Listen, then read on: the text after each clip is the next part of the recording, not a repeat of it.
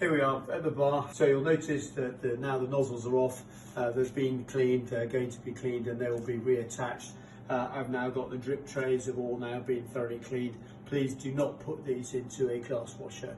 Dishwasher fine, or maybe your new glass washer may have a plastic cycle, but do not put drip trays into a normal glass washer because the detergent will rip them to pieces and you'll now have bits of plastic in your glass washing machine.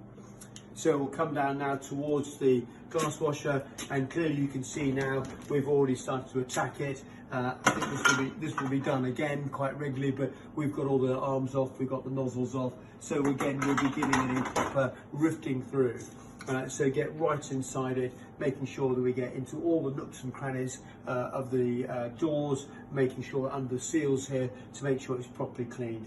Then once it's cleaned, you're happy with it, make sure it's dry, but then leave the door open. Do not close them because we need to make sure it airs. The quicker it dries, the quicker the bacteria dry. Back bar fridges, clearly the light's off. But if it's going to be closed for any length of time or you're not going to be using them, what I suggest you do is turn them off. I would probably take the bottles out, give them a very good clean, and if you're in a real physical mood, is actually take the old fridges out and have a look at the air inlets at the back where they cool down, because these may well over a period of time got blocked up with lots of dust, etc. So again, make sure they're given a good clean.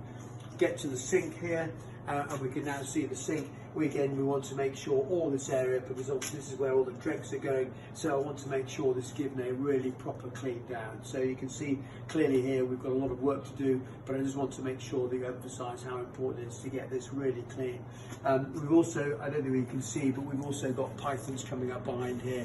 I will be trying to give the pythons a good clean, make sure there is no build-up of any stale, stagnant water in between the two, to make sure again we give them a really good clean. Make sure that it's as sterile as possible. Then don't forget, most importantly, we need to start thinking about the glasses to make sure that these are cleaned properly.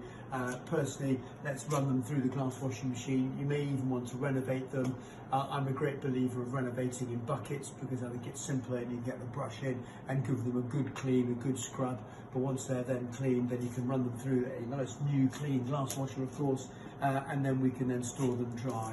So give them a good clean, but whilst the glasses are off, make sure you do all the shelves, the air racks, make sure they're cleaned.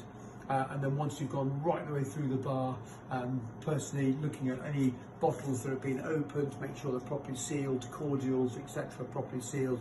And then last but not least, we need to have a good look at the ice machine. The ice machine here is actually back in the cellar, but I just wanted to make sure we follow it in some form of sequence.